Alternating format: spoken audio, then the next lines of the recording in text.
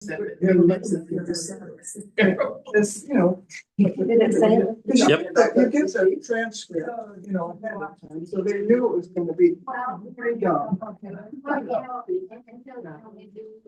Okay, we're gonna go ahead and start because I sent out a new Zoom link to everybody.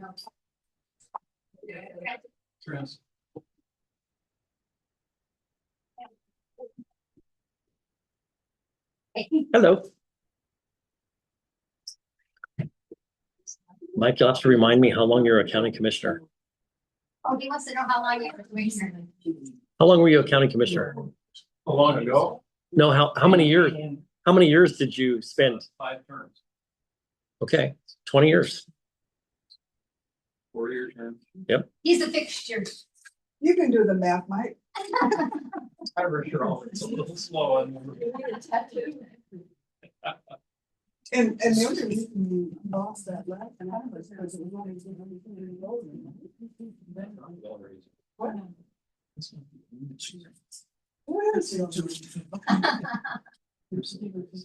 true, if the whole county.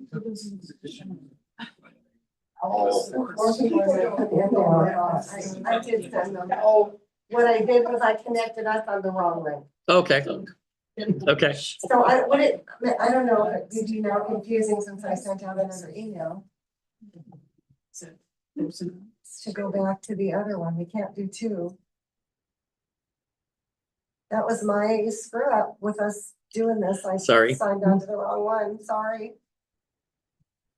But I did send out an email to everyone. And, you know, technical, but we had all set up. Let's talk. New info. And so Paul set the camera there, and because Tom was kind of starting here looking. So then you start the program, Thomas looks this way. I'm gonna go ahead and So the let whole thing is the side of his. Betsy, I'm gonna go ahead and let Todd start. It is recording, so Okay, it'll be my screw up. Okay. so other people can. It'll see make the Q&A a lot easier for you. Perfect. We'll just motor through the questions. All right. Well, I'm here as long as you guys want me here Thank and you, stuff. So Tom. I'm not in any rush. And we'll just do it until people are like, okay, I've had enough. So first, thank you for the opportunity to be here. I love coming and speaking to any group that will listen. To introduce, for those of you who haven't met me, my name is Todd Mielke. I'm the county administrator. Mike certainly recognizes what my role is, but other people don't. So I am the senior staff person for the county, recognizing I do not work for the other elected officials. My job is to try to facilitate everything that's going on. I guess the easiest job description I have is my job is to look for opportunities and threats to the county and then try to develop a plan to respond accordingly. My job, to the greatest extent possible, is to make the county commissioners successful. That's not tied to the person, it's tied to the position. So like I say, if one retires or loses an election or whatever happens in the world of politics, I am just as committed to the next person as I am to the current. But I will say this, I can't protect them from themselves. And I try to remind them of when I think they're starting to stray away from either the role of counties or what I'm hearing constituents say. So I do my best. But again, my job is to serve them. Just to give you maybe a little bit of background about me, because like, who is this person? Is I relocated here to the Olympic Peninsula to Clallam County a little over 2.5 years ago to take this job. I came from Spokane, pretty much a lifelong resident of Spokane. To give you a little bit of my history, I worked for the state Senate for 4 years. I ran for the legislature and was elected when I was 26. I served for shy of 6 years because I went through a domestic reorganization and became a single parent of a daughter. And I raised her throughout her life. At the same time I was in the legislature, I owned my own excavation business, so a small business person. When I left the legislature to recognizing I needed to be a parent and commuting back and forth across the state wasn't doable, I literally took the first job that was offered, and I became the director of state governmental affairs, the regional director for state governmental affairs for Johnson & Johnson. And so, again, I wasn't in sales. I was in governmental affairs, regulatory affairs. I covered 6 states, and a lot of my work there and in the legislature was healthcare and mental health issues. And so spent a lot of time doing that. I should say I grew up the son of a policeman who was also very involved and kind of the point person for the Spokane Police Department on mental health issues. So I've just kind of always grown up around programs and kind of the whole history about the deinstitutionalization of state institutions and all that kind of stuff. So I did work for Johnson & Johnson for a while.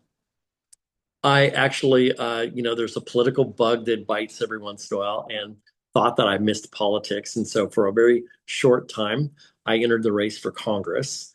And my ex-wife had moved to the East Coast. So I was thinking, okay, my daughter would see her more. On weekends, I'd come home, she'd go to see her mom. And my daughter's like, I don't want to do this. It's like, okay, I don't need to do this. So I withdrew, and I was immediately recruited to run for county commission, saying, the best thing is you can sleep in your own bed every night. You don't have to maintain a house on each coast. So I did. I ran for county commissioner.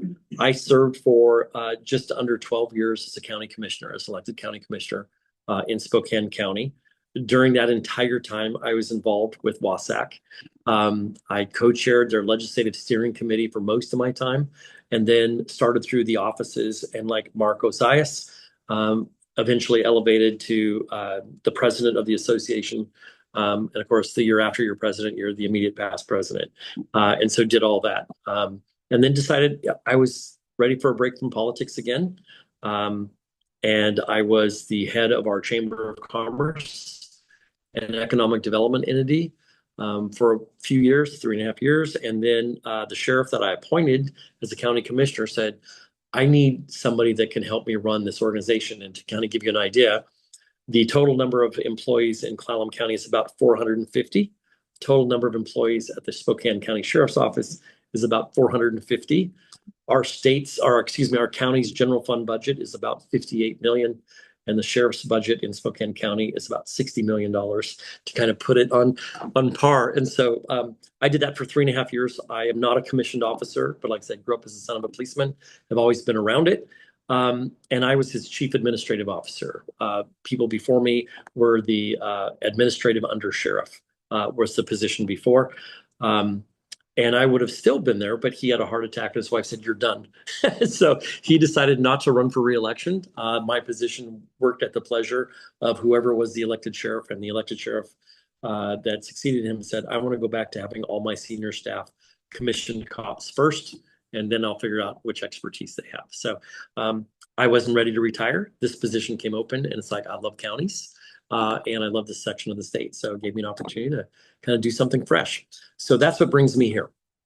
So that's my background. I will say that one of the things that I want to do whenever I enter a community is I want to get to know it as fast as I can. And I pretty much committed that certainly a minimum the first couple of years that I was just going to entrench myself in getting to know the county itself, the structure, the community, the people, and the issues as best I could. And I think if you talk to most people, they know that I'm usually the last person to leave the courthouse at night. I'm often there on weekends and stuff like that. But that was my commitment, to try to get to know as much as I could and understand as much as I can. And I continue to learn more and more all the time. I have a grandma that always said, God gave you 2 ears and 2 eyes, but only 1 mouth. You're to observe and you're to watch. Talk less, kind of deal. So I try to do that. So to kind of give you an idea, when I walk in, I try to understand into this position. I try to understand, what is the role of counties in Washington State? And I think there's a lot of people that say, I struggle to understand the difference between cities and counties. I don't, what is it that they do versus what you do? And so, so the first thing that I want to do is really try to emphasize to everyone that counties are an extension of state government. If you think about state government as a big organization, they were trying to figure out how to do their work at the local level, and realize they needed somebody at the local level to help them do that. So here in front of you is a list of the services. So for the most part, we are the state's criminal justice system. And so we provide law enforcement, certainly the courts, both Superior Court and District Court, the jail, the coroner, the prosecutor, as well as public defense. That's getting a lot of attention right now. That's a constitutional guarantee. And the Supreme Court is changing the I'd say the regulations pertaining to public defense that's making it a little bit more expensive, as well as juvenile services. Counties are also responsible for basically the entire property tax system. So at the local level, we have an assessor. Our Constitution says we have an assessor, and their job is to go out and place value on property. And that becomes the basis for funding for a lot of organizations, school districts, fire districts, cities, counties. And so not only are we responsible to determine the value, but then we're also responsible for doing the collection. So the assessor's office goes out and determines the value. The treasurer's office really oversees the collection.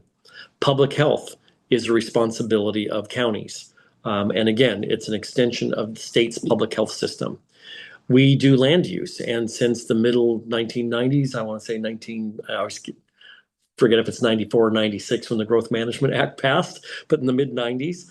And suddenly there's a much bigger mandate on counties in enforcing and carrying out land use regulations in the state, sometimes to the frustration of local citizens. We are supposed to carry out the election system on behalf of the state. I would say one of probably the most confused, misunderstood, or not known elements of county government is the county treasurer's office is the bank for all local governments in this area. So if you think about a fire district or a school district, their bank is the county treasurer's office. And so they're the ones that collect money, hold money, distribute money to those entities. And then, of course, we're the keeper of the official record system. So if you want to learn the history, I want to know who got married. I want to know who was born, who died, history of property. That is a requirement of counties. There's a lot here. And I think what I would point out here is there is more here than we have money to do. And every budget year, we decide what do we think the public finds most important in all of those, and we hope the state doesn't call foul on whatever we're not doing to the full extent that they would like us to do. So we do the best we can. And I will say that some of these things may not be the number one priority of citizens living in this region. So we're constantly trying to balance what the public is demanding for services and what the state is mandating. And that's a tough drill to go through when you're trying to allocate resources and prioritize those resources. The other thing I try to look at is, besides what the role of the county is what does this county look like? And I think it's always important to remind us of that makeup. There's a couple things that really stand out to me about Clallam County. Our total population is just under 80,000, according to the 2025 population estimate of the Office of Financial Management. What's interesting about Clallam County is in most counties, or many counties, the majority of the population is inside the incorporated areas of cities. We're about 50-50. We're more than 50-50 of people living in the unincorporated area. So that's something that's slightly different. And what that means is, if I go to King County, people are used to their neighbors being, their neighbor's property being 5 feet on the other side of their house. Here, people have this expectation of more elbow room. And they get a little concerned when people get too close. When we look at our workforce for this county, of the 78,000 plus people that we have, a little more than 31,000 are in the workforce. What does that mean? We have a lot of retirees in this community, probably more than many other counties in this state. When you look at labor statistics, they often say how many, this goes back to our roots as agriculture, right? Across the country. They want to know how many are in the agriculture sector and how many are in the non-farm sector. So that's why there's that delineation. I think it's interesting to take a look at those that are in the workforce. Where are they working? To me, when I first came to this community, government was a lot bigger than I thought. But when you think about it, you've got the National Park Service, you've got the National Forest Service, you've got state agencies, a much bigger military presence than I realized. The Coast Guard's not just down here on the Hook. There's a big presence throughout the county, out at La Push and Nia Bay as well. So large governmental presence. And then you also got to think about the community college, school districts, and all those things. Retail trade, healthcare, lodging and food services. I've received questions about, well, where's the tribes on this, like Jamestown tribe? And I would say that their employee base is spread into multiple categories in this. So some of them are in the healthcare field, obviously, and some are in lodging and food service, as well as retail trade. And then some, I would say, would also fall in their government sector, who are doing natural resource issues, things like that. So that one's a little bit harder to track. So here's the other thing about population is it's like, okay, well, how's it dispersed? If we have now what's really interesting is the state doesn't keep up on the data set in all categories. So you'll notice on population, the latest year was 2025. But then when I go and I want to break out for demographics, the most recent one, Office of Financial Management list, is 2010. It's like, come on, guys. So you'll see that instead of 78,000, it's 71,000. What's really interesting, though, is generally it breaks it into minors, adults, and over 65. If you compare males to females, for the minor category and the adult category, they're less than 1,000 apart. In fact, they're less than 500 apart. I think one of them was like 50 apart between males and females. As you would expect, because males are so horrible at taking care of our health, when you get to over 65, females outnumber the males. In this number, it's by a little over 1,000 individuals, more females to males in the over 65 category. The median age for the entire county is 49. I believe the median age for males is 47, and for females, I want to say 51 for the median age. And again, we look at population 20 to 64 as, well, those are the people that are typically eligible to be in the workforce. But as I mentioned earlier, only 31,000 are in the workforce. So this whole notion of recompete, how do we find people that typically would be in the workforce who are not? And how do we find out why and get them to the workforce? There's a gap of about 8,000 individuals. Now, not all of them are eligible in the workforce because, as you see below, we do have a disabled population as well. Not all of those, obviously, are over the age of 65, so that would reduce the number in the workforce as well. I also think that it's important to say, okay, so I know the population, I know what the role of county government is, kind of the distribution. How do we compare to other mid-sized counties? And when I think about counties, I think of small counties, the large counties, the obvious ones, the Kings, Snohomish, Pierce, all that. And then we're in the middle. And initially I was going to say middle is 50,000 to 150. There are no counties between 150 and 200,000. So it's like, I might as well just fill in the blank then and say it's the range of 50 to 200,000. And so what you see is you see a list of the counties. And these are always in order of population size. So if you're like, well, why is Walla Walla first? That's not alphabetical. It's based on the smallest population to the largest population. Clallam County, like I say, just slightly below middle when we take a look at these. It's like, okay, I want to know, where are we an outlier? What are counties in their profile? How do they look different than we do? So one of these is one of the first things I noticed when I came here is I looked at a map, and it was color coded based on government ownership of land. And it is hard to ignore for multiple reasons that we have this amazing thing called Olympic National Park here. And when you look at it on a map, like I see you have a map of the county in the back of the room, it is a big piece of the county, a very, very large piece. In fact, Ellen, I don't know if you emailed this out. No, but I have it. I can put it in the chat. Okay, so there was a report done. So I'll get a copy on the desk. So there's copies of this on the desk back there. And so it's a breakdown by county and statewide of how many acres in each county are owned by federal government, how many are owned by state government, how much are tribal, and how much is in private ownership. The reason that's important is because one of the primary sources of funding or revenue for counties to pay for these services is property tax. That's the way Washington was designed. So if you are a county that is typical, you are probably between 60 and 80, maybe 65 and 85% of your county is in private land ownership, which means it's on the tax rolls. And all of those property owners are paying property tax, paying for the services. But for a lot of reasons, you will have some counties that have less property in private ownership.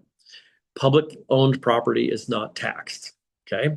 And so what you see is Clallam County, while we're not at the bottom, we're well below the average. So when you think about our map and you think about how much land is federal ownership, how much is state ownership, and to a smaller degree, tribal ownership, what you find is that Clallam County has about 35% of its land base that is subject to property tax.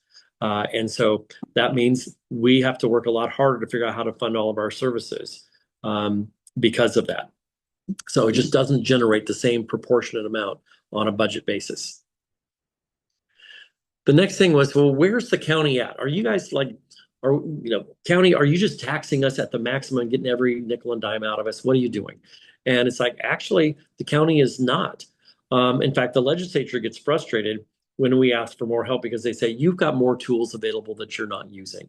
And so what this is under the state constitution and under state statutes, different governmental entities are given a certain amount of authority to assess a property tax. For counties, what they say, what the legislature says, and the constitutional authority is this maximum allowable levy rate. The maximum a county can ever assess is $1.80 per $1,000 value of your property. That's it. And I will just say property tax to me is three-dimensional chess. It's the most difficult tax to track and follow and understand all the nuances because if you give somebody a break over here, it doesn't go away. It just means the whole amount gets shifted to other people because the same amount is collected. So it's really hard to track all this. And what the law says is that governmental entities collecting the property tax can only collect 1% more than they collected last year. So if I collected $100 last year, the maximum I can collect this year is $101, unless I go to a public vote. Okay. And so, so what that means is if property taxes are growing really fast and I can only collect 1% more, then what that means is the levy rate, that $1.80 just ratchets down every year so you don't exceed that 1%. So it's a difficult concept to figure out, but so when you think about this, is if you go back to 2015, the county wasn't collecting $1.80 per $1,000 of value. They were collecting about $1.44 per $1,000 of value. And because property values continued to climb, the rate kept going down. So in 2024, the county was collecting just slightly over 77 cents per thousand. And then for 2025, we were down to just below 76 cents per thousand. And for this year, most likely we're going to be right at about 75 cents per thousand. Okay, so it continues to go down. And if we complain to the state legislature, look, it's really hard to fund county governments. Like, you could go to your taxpayers and you could raise your levy because you can go up to $1.80. I don't know. That's your problem, not ours. And so, so that's the discussion. So where does the county compare to other taxing entities in the area? So if you look at, I think all fire districts but one, the maximum levy rate that they can do is $1.50 per thousand. Every one of them but one is at $1.50 per thousand. They've also gone to the voters to say, can we grow our levy rate more than 1%? And so what they've done is about every 3 to 4 years, they go back out on the ballot and they say, okay, our rate's gone down. We were at $1.50. Now we're down to $1.32. We want you to approve going back up to $1.50. And instead of being limited to growing at 1%, we want you to let us grow at the CPI, the Consumer Price Index, which it ranges. Typically, it's about 3%, somewhere between 2 and 3. But I think there are times where it's been up around 5 or 6%. And so when people go, what's going on with my taxes? Please read the fine print whenever you see something on the ballot for you to vote on, because most of these are voter approved taxes. And so every fire district but one is at their maximum amount. And almost every one of them grows every year by the CPI, not limited to 1%. The hospital district went on the ballot. Olympic Medical Center went on the ballot. Was it last year or 2 years ago? Time flies. But the last time, they also can assess up to $1.50. They went back up to $1.50 as well, and they also escalate. School districts are slightly different, but they also have the ability to make sure that they collect something that will absorb inflation. And so, so that's the difference. You would think that since the county is county-wide, that the county collects more taxes than any other taxing entity? That's not true. Fire District 3 collects more taxes than the county does. And so when you think about their footprint in the county, it kind of gives you an idea of how much resource they have to fund their operations. Very focused operations there versus what the county's doing. And that's not a statement of right or wrong. Fire services are very important. It's just to say, these are the rules by which we play and by which we try to prioritize and fund all these programs. So the next slide, when you start looking at all this and how it all adds up, it's like, okay, well, where are we at with regard to our property tax collections? But counties, you also get sales tax. So this chart, everyone in yellow collects more than we do. All right. And by the way, Ellen did save this presentation, so I'm sure she can send it out for anyone that's interested as well. So so what this looks like is when you take a look at Clallam County, which is kind of right there in the middle, we collect the last full year that we have our collections, because we're just now closing the books on 2025. We collected $12,377,000 in property taxes. And you'll see that Grays Harbor, substantially smaller than we are, collected more. Chelan County is the next one, bigger than us, collected $2 million more. The other thing is to take a look at sales taxes. And so you can kind of get that as well. That's the second the third column. And then the last column, property tax plus sales tax collections, gives you an idea of where we stand. And so we are most frequently compared population-wise to Lewis County. Our population is almost identical. They have a national park on one end of their county. So do we. Most of their population is in like 1/3, 40% of one end of their county. Same as us. But you'll see where they're at with regard to cash flow compared to us. And there are other revenue streams that we look at. We are a county that depends much more heavily on timber revenues than other counties. And that's how we make up for it and stuff. The one thing I will say, Grays Harbor looks like it's lagging. Grays Harbor is the only county in the state that manages its own forest lands. So what happened is there was a bunch of land back in the 20s and 30s. And we all remember, or at least we read about the Great Depression, and there was a lot of tax foreclosures on property. Those properties went to the counties, and rather than put them out on the auction block at a time when nobody could afford to buy them, they contracted with the State Department of Natural Resources, probably called something different back then, to manage their forest lands. Every county said, yes, we're in.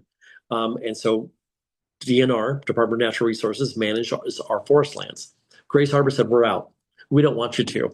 So they manage theirs. And so they have specific control over their harvest schedules and therefore their revenue streams. So if I was to add Grays Harbor revenue streams for timber on this chart, you would probably see a substantial bump in their total revenue stream. So the next one is to kind of talk about what did we accomplish in 2025 and what are the big things that are on our plate. And what I would say is the Growth Management Act, as I mentioned, passed in the 1990s. I think the good thing about the Growth Management Act is it requires every county to actually think about their future, to connect the dots, that growth shouldn't just happen haphazardly because you will never plan for proper infrastructure. Do we have enough classrooms for schools? Do we have enough roads? Or are they just going to immediately get congested? And that was really the issue that was going on in the 80s and the 90s for Snohomish County, King County, and some of the others, and what really drove the Growth Management Act. So I'm a firm believer that I think that the goal of the Growth Management Act to force us to think ahead was laudable. I think it was good. Where I struggle with the Growth Management Act is oftentimes they believe that what's good in Olympia is good everywhere in the state. And as we know, all we have to do is drive from Sequim to Forks, and we know that we have a county that's very different from one end to the other. Well, the state's very different from one end to the other. I wish they would have left a little bit more local discretion to think about that. So our comp plan, we're in the process of doing an update where we go update all of our assumptions and turn that in. That becomes the planning document by which we prioritize investments in roads and water and sewer and zoning and all those kinds of things to make sure we can accommodate not only the current, but future anticipated population growth. That should be done later this spring. I think Bruce Emery's working on that, and I think by May we should pretty much have that update taken care of. In the area of economic development, we have a tool that a lot of counties don't have, and it's the Opportunity Fund. It used to be referred to as the Rural and Distressed Assistance Fund or something like that. I'm trying to remember what the legislature gave it. And so, and a lot of it got momentum back in the day of the spotted owl. And so a lot of regulations on salmon and timber and things like that. So the legislature said, okay, counties heavily impacted by those things need help. So we'll let them keep part of the state share of the sales tax. And we call ours the Opportunity Fund. And it's investment in economic development. And so we utilize that. And so we partner with other jurisdictions to be able to invest in water and sewer and roads and things like that. So we regularly meet with our partners. I know I'm regularly meeting with the Port of Port Angeles, with the cities, with Clallam PUD, and the EDC to talk about what are you working on? What are you working on to make sure that we coordinate. So we're trying to add infrastructure to the Western Port Angeles UGA. I do not want to do a whole new road to only find out a year later we got to dig it all up because we need to upsize the sewer line. And so it's like, can we talk to each other and coordinate this? So if we're going to dig it up, we dig it up once and fix everything while we're in that area. So so that's the coordination that's going on right now. Part of the economic development that we saw in 2025 is Forks has successfully recruited the Riverside Mill. I think about this stuff so often and I hear so many things coming across my desk. I gotta remember what the total number of employees. I believe in phase one, I want to say like 70 employees and stuff. And so, strong wage positions, family wage positions at the Riverside Mill with expansion potential as well. So I think that's a good investment, again, to try to build our economic base. And then we also continue with partnerships with both SQUIM and Port Angeles in infrastructure development to make sure they've got that. And I just mentioned infrastructure in Port Angeles, in the Western UGA, kind of out by the airport. That is an area that is inside the urban growth boundary. We're supposed to focus on developing that first.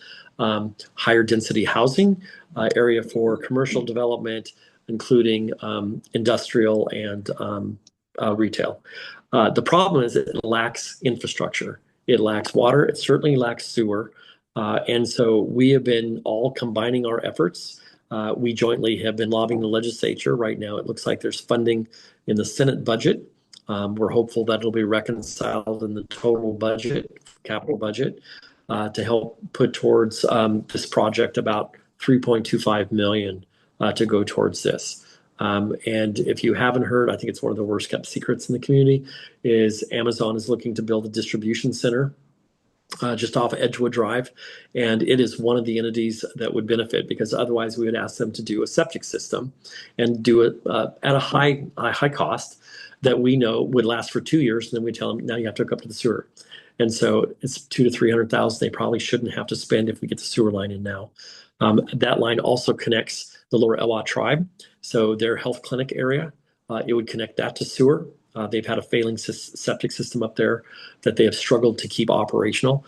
So it would allow the existing clinic to hook up. It allows clinical expansion up there, plus development of other properties in that vicinity. So there's multiple benefits to what I'm going to say is the Western UGA, Port Angeles UGA infrastructure project. UGA stand for again? Urban growth boundary. And think of this, the urban growth boundary, it's the bright line. Inside the urban growth boundary, you're supposed to be urban. Outside, you're supposed to be rural. And it's really supposed to cut down on the suburban sprawl that stressed infrastructure. Now, the line might be a little bit difficult because inside the UGA, they want to increase densification. I think the average is 6 to 8 units per acre. All right. And that's tricky because the Growth Management Act says you also have to maintain neighborhood character.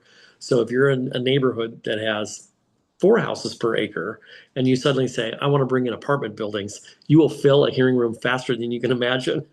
People going, I want my neighborhood left alone. But inside the UGA, you're supposed to default to higher density. Outside the UGA, the state would like you to average 1 housing unit per 20 acres. That is so trying to create a 5-acre parcel anymore under the Growth Management Act is extremely difficult. 5, 10 acres. And so when folks right now, the RV ordinance, and I know we're going to get to that in the Q&A, we're talking about, well, how many RVs can I have? Keep in mind, outside the UGA, the state's goal under the Growth Management Act is 1 residential unit per 20 acres so that you continue the rural nature of that area. There are a lot of people in this community that do not agree with that. So we'll get to that later. The other thing that we did in 2025 is we are required as a county to have a law library. And I don't know what it looked like when you're a commissioner, but the old law libraries had a lot of leather-bound books. And the thing about the law is it's constantly changing. A new court ruling, legislature goes into session, and the laws are constantly being updated. So it's almost about as fast as you can print the books. They're out of date. And the last thing you want is your attorney to cite a law that doesn't exist anymore or has been changed. And so we have a law library board, and they said we'd like to move to more of a digital collection. And I will say that our hardback leather book collection got so big that it was in the old historic courthouse on the main floor that we had to bring beams in underneath to support the floor because it was sagging, because we just kept moving the shelves closer and making them taller and putting more and more books in there. And so the library board, the law library board, said, we want to move away from that. So they moved, they greatly reduced the collection, boxed it up and put it in storage, and went to just the most pertinent books, moved it down to the basement where it was on a concrete slab and the floor wouldn't sag, and hired a part-time person to open it up. So it was open, I think, a couple hours each day or by appointment. And the law library board said, we think we can do better. The law says that we have to have this collection available to attorneys, but we think it should also be available to the public. So we partnered with the North Olympic Library System and said, we're required to do this, but we don't think it should be housed in our facility because it has limited availability to the public and to attorneys. And if it's available during your normal business hours, we think that's better. They said, we're game. So the county pays for the hardware, so the computer terminal and the software. We subscribe. We have 2 different programs you can get. One is if you go to either the Port Angeles branch or the Forks branch, there's a dedicated computer terminal. You can sit down, and it's the same thing as if you're going to a law office as an attorney. It's Westlaw. I mean, they subscribe to either Westlaw, and I'm going to forget the other one. There's 2 major companies that have subscriptions. We subscribe to the other one, and you can sit down and access anything that you want. In addition to that, if you are a library member, there's an online collection, and so you don't even have to go to the library. You can be online and log in. You can go to this collection, and you can get a digital book to say, I want to know more about estates, or I want to know about landlord-tenant laws and stuff. So we were able to just launch that. We had some technical glitches, but we think we've got those squared away. And it's a great partnership. It's going to cost us less, and the resource is going to be better, and it's going to be available to the public more often than it ever was before. So we're moving forward on that. The only I would say downside is they were building the new SQUIM library and didn't believe they had enough square footage planned to incorporate a dedicated terminal out there. So. And then the last one, always trying to be innovative as we move forward, and that is the clinical services model. And this one may get more attention as we move forward, but essentially we have forever and a day tried to maintain 2 health clinics, medical clinics, one in the jail and one at juvenile. Because keep in mind, the minute you bring somebody into your custody, you are constitutionally required for the care and feeding of that individual. And you mess that up, you're opening yourself up to probably the biggest lawsuit you've ever seen. So it's a violation of their civil rights. So you've got to pay attention. And one of the things that we find is people that are coming through the jail are sicker than ever before. They're physically sicker, but they also have behavioral challenges, both mental health as well as substance use disorders. Well, we try to have a clinic at both places, and we know nursing is a staffing challenge everywhere, but it's also doctors and mental health providers and all that. We were constantly struggling to keep the clinic at juvenile staff, or the clinic at the jail staff. And some of this could have got us into trouble. For example, we have an RN. The RN supervises the LPN. If the RN position goes vacant, the LPN doesn't have proper supervision according to state regulations. And then your doctor who's on contract says, I will not come into your facility and risk my license because you don't have proper oversight of your personnel. It was a mess. It's been a struggle. And so finally we said, you know what? Let's combine them. Why is that so difficult to comprehend? And, everything has turf, it's like, oh, we've never done that before. How dare you? And so what we did is it just happened to coincide with when the state decided to do a new grant and said, we're going to allow people not to be cut off the minute they get arrested from Medicaid. We will let those services continue, but you need to immediately connect those people to resources for when they get out of jail or out of juvenile, that they will continue to have the same providers and all that. And when we think about why is there recidivism in our community? Why do people cannot break the cycle of crime? Part of it is we used to release them and immediately throw them into an unstable environment. It's like if they were drug addicted or if they had medical needs, we'd give them 10 days of prescription and say, good luck.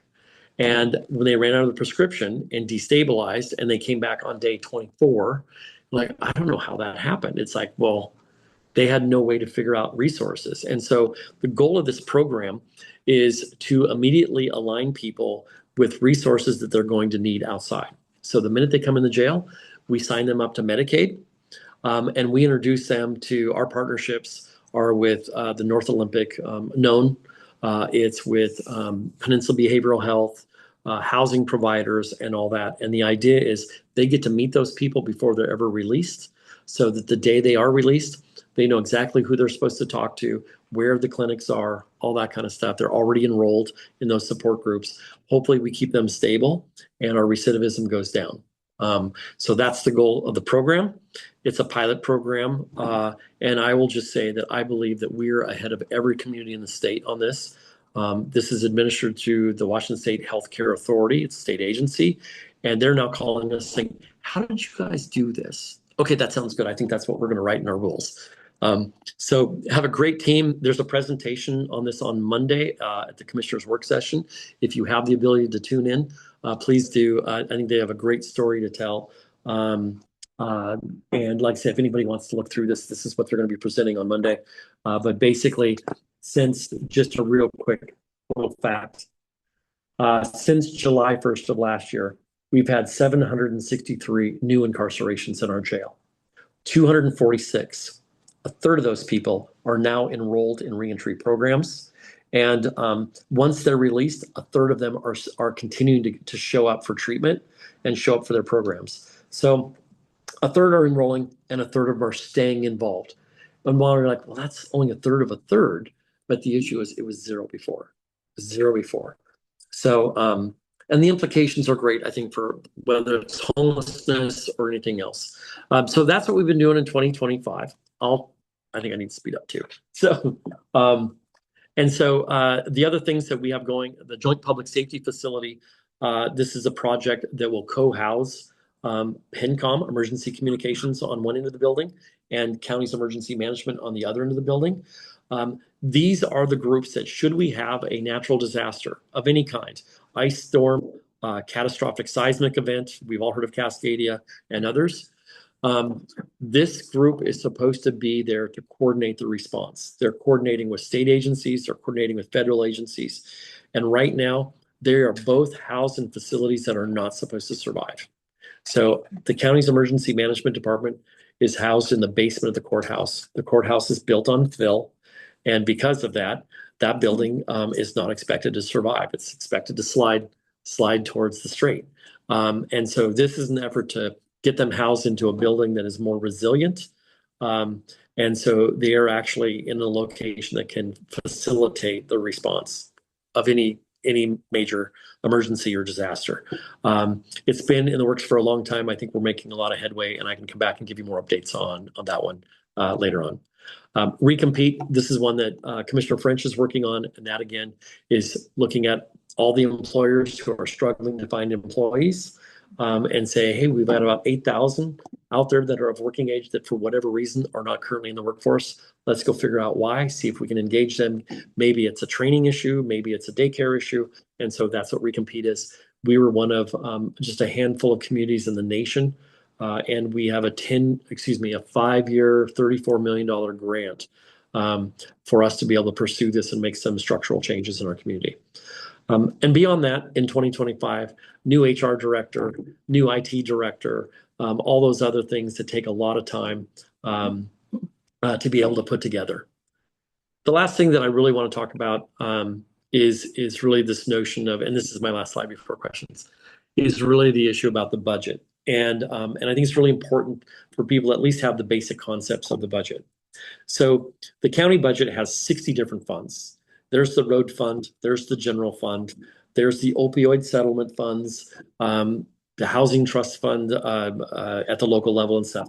And a lot of these have very specific revenues and can only be spent in certain ways. Others have a lot more flexibility. Usually when we talk about the county budget, for the most part, we're talking about the general fund. It's the checkbook. It's the one that is our operating fund. It pays all the bills, generally speaking, okay? It is approximately $58 million. And then included, we also in that same account, in that same fund, we have a reserve. The county commissioners that are currently in place have set a goal of maintaining a 25% reserve. Some people argue it's too low, some people argue it's too high, but this group has decided that's their goal. And we've been holding pretty much right at 24 to 25%.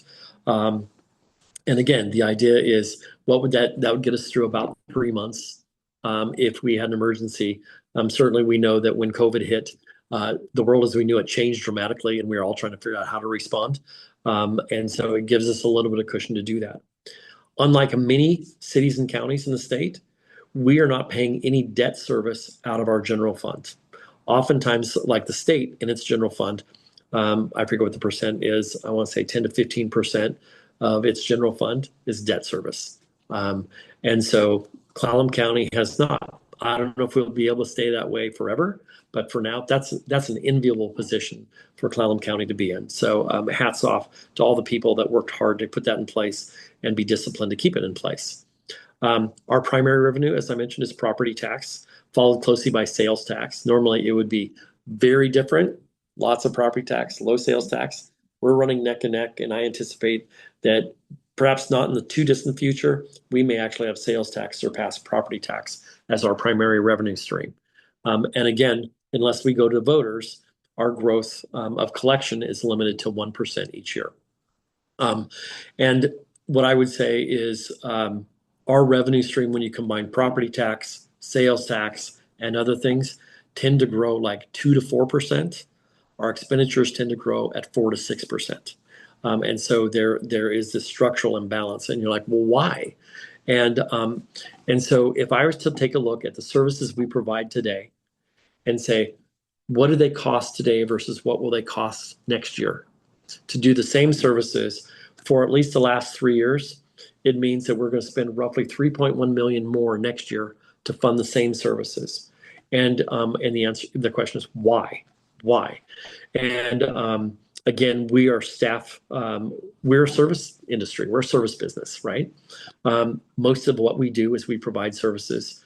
71% of our budget is salary and benefits. And so what happens is for the first 9 years that somebody's a county employee, they get a step increase. That step increase is 2.5%.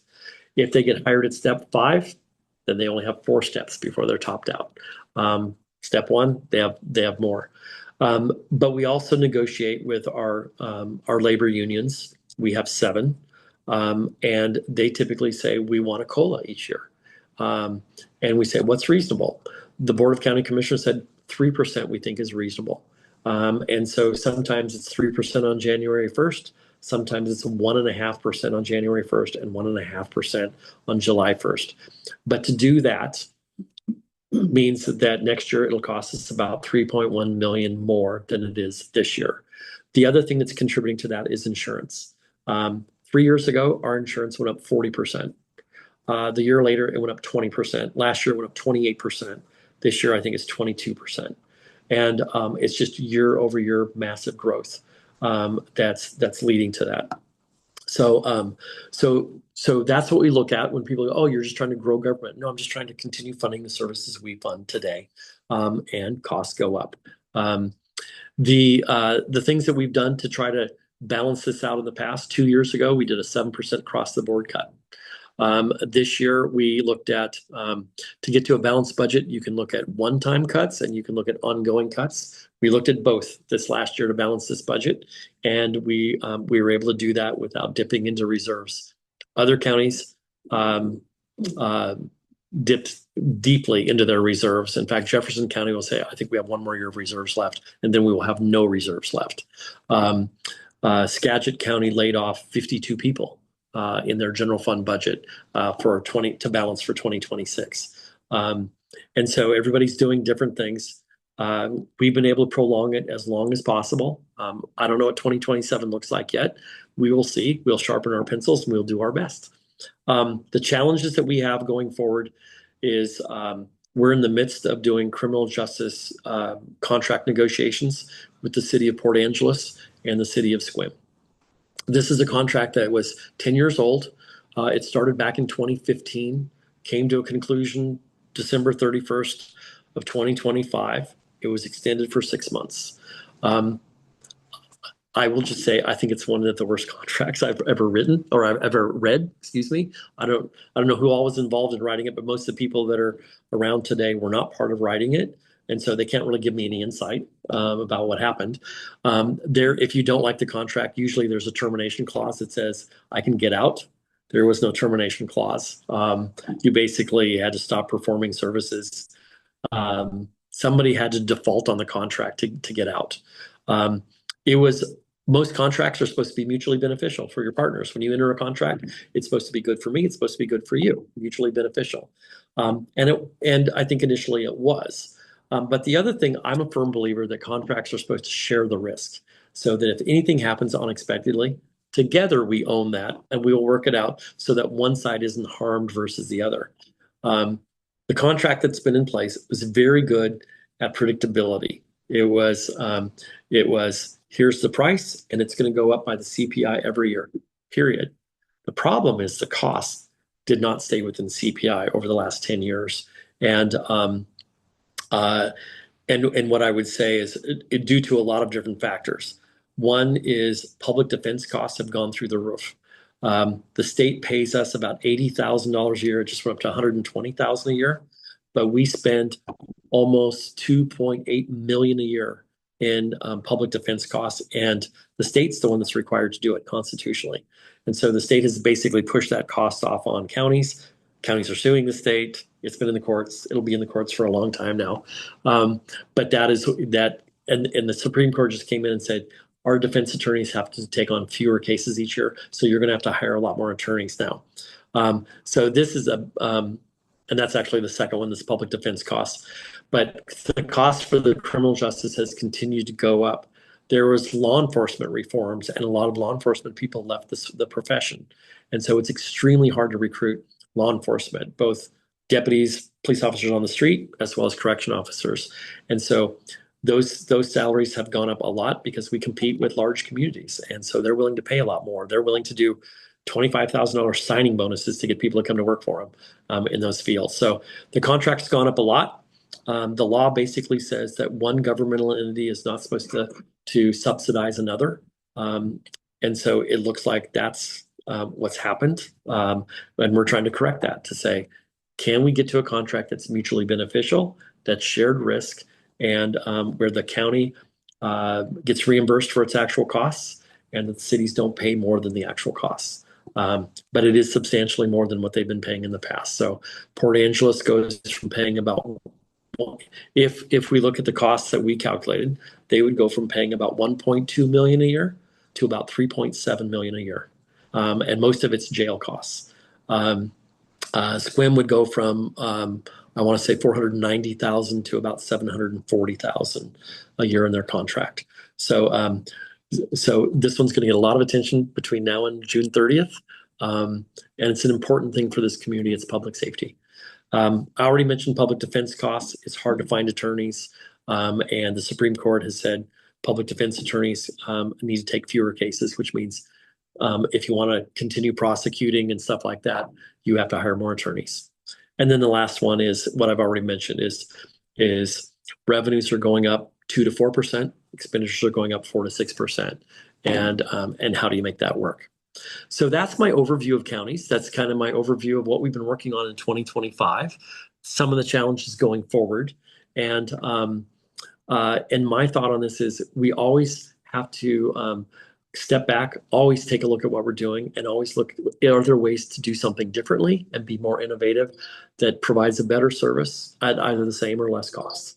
And so that's my challenge to everyone I work with, all my county employees. I say your job is to look for opportunities and threats. And once you see it, I want you to come to me with a plan. So anyway, that's the presentation. And I think I want to switch to questions. I don't know if you want to go to the printed ones or. We can start with the printed ones, and I will put those in the chat so that folks at home will know if. And if you'd like, you can. Questions are already on here. Yeah, you can probably do the stop share at this point because I think. So let me put those in the chat.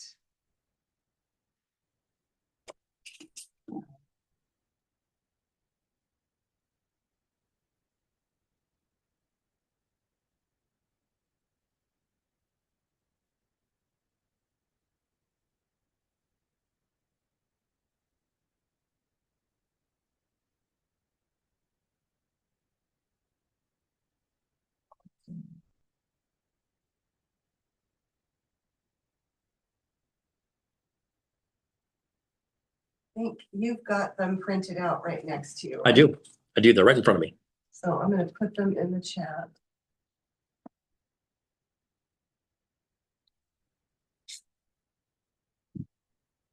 And you can't share the screen, but we can read. The first question was. Do you want me to read it? Do you want to read it? Sure. Okay, I'll just let you take that. All right. So these are kind of broken out into categories. The first category deals with tribal issues. So there's 2 questions in this category. Question number 1, the issue of tax-based revenue being lost via trust land transfers to the Jamestown tribe has been portrayed as catastrophic to the financial welfare of Clallam County. How much of this is truth? Do you have a projected numbers in the amount of tax revenue lost to trust land transfers? Okay. And so I think part of this is putting it into perspective. And again, if you guys pick up this handout, there's some information there that I think kind of pertains to putting that into perspective.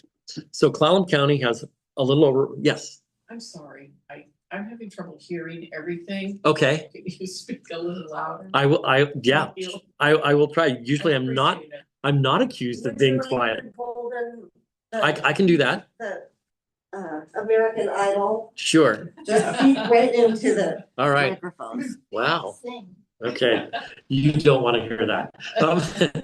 All right. Hopefully that's a little bit better. Thank you. And so one of the things to look at is, so the total acreage in Clallam County is a little over 1.1 million acres. Okay. If you take a look at how much of that is in public ownership.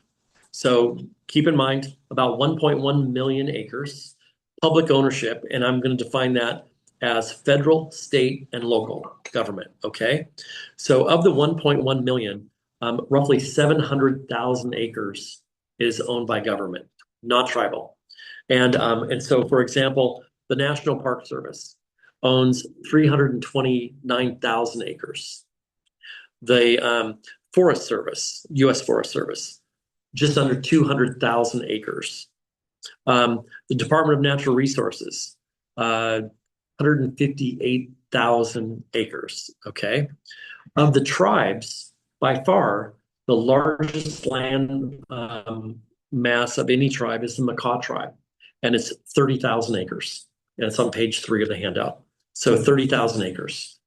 Okay, so I've listed 329,000 acres 195,000, 158,000. By any research that I've done, and of course, Jamestown doesn't have a reservation. So they have land that's either fee simple, deeded, and or land that's in trust.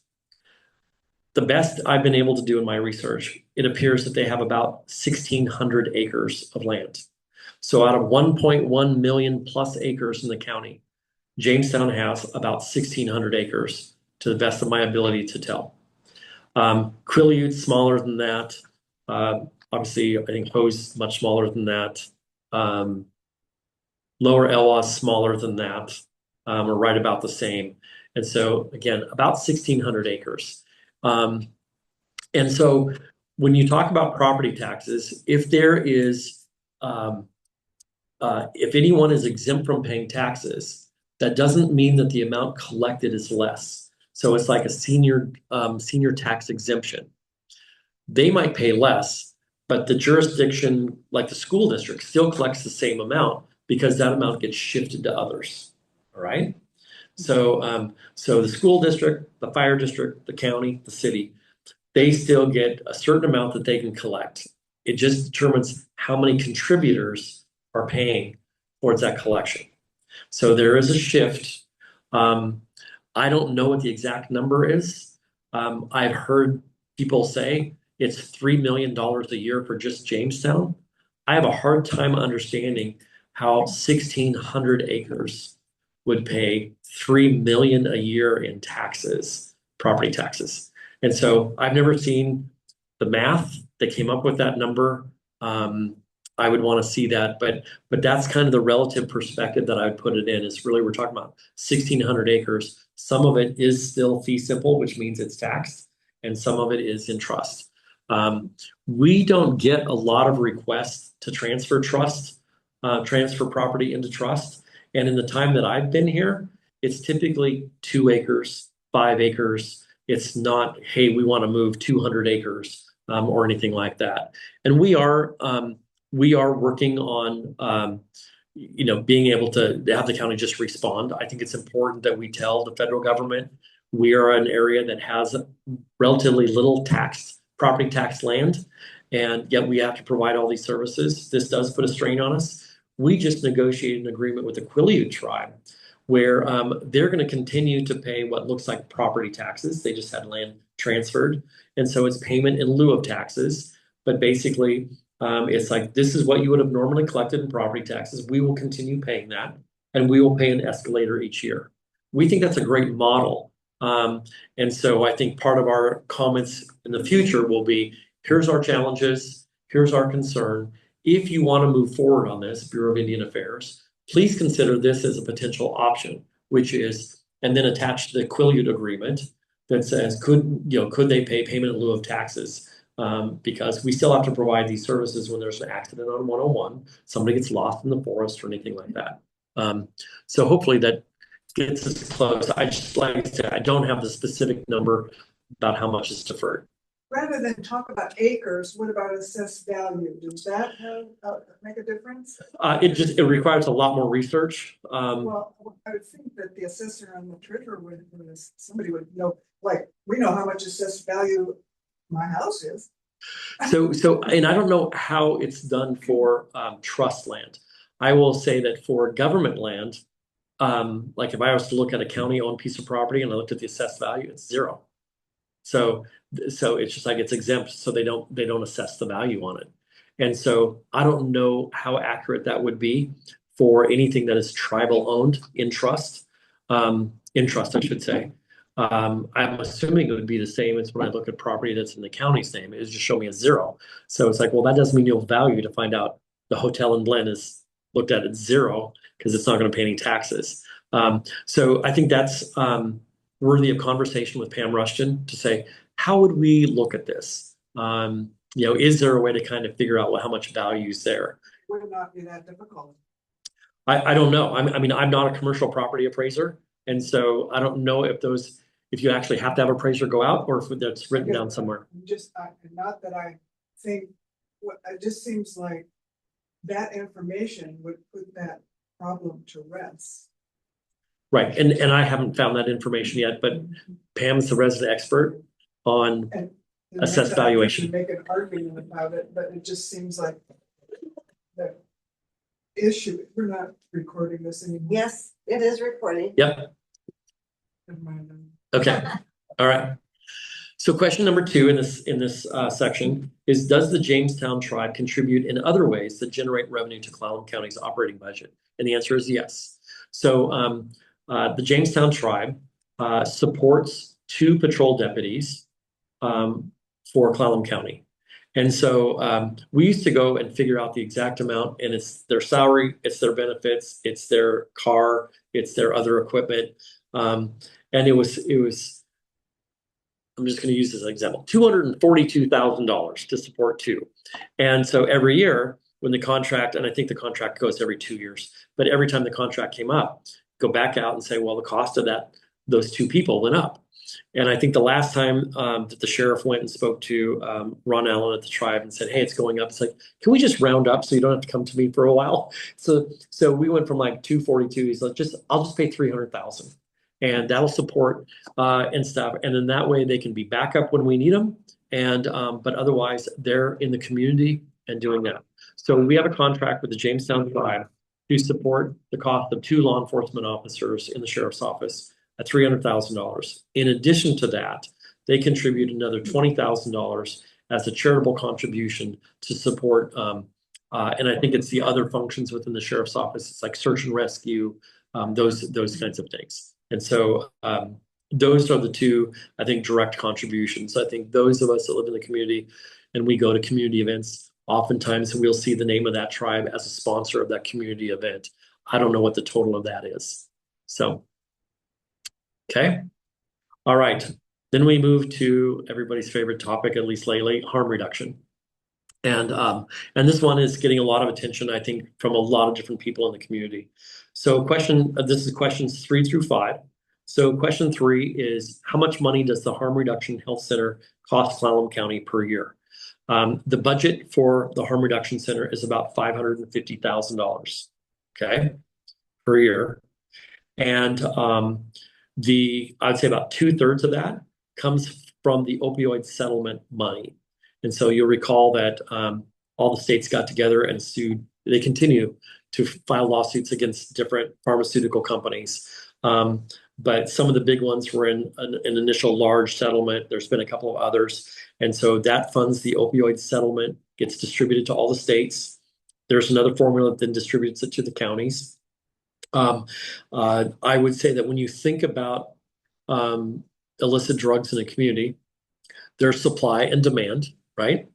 And the agreement that was made in negotiating the settlement is that the majority of these funds would be used to address the demand side, not the supply side. So it's really hard to use any of these funds for law enforcement related activities that would focus on shutting off the supply.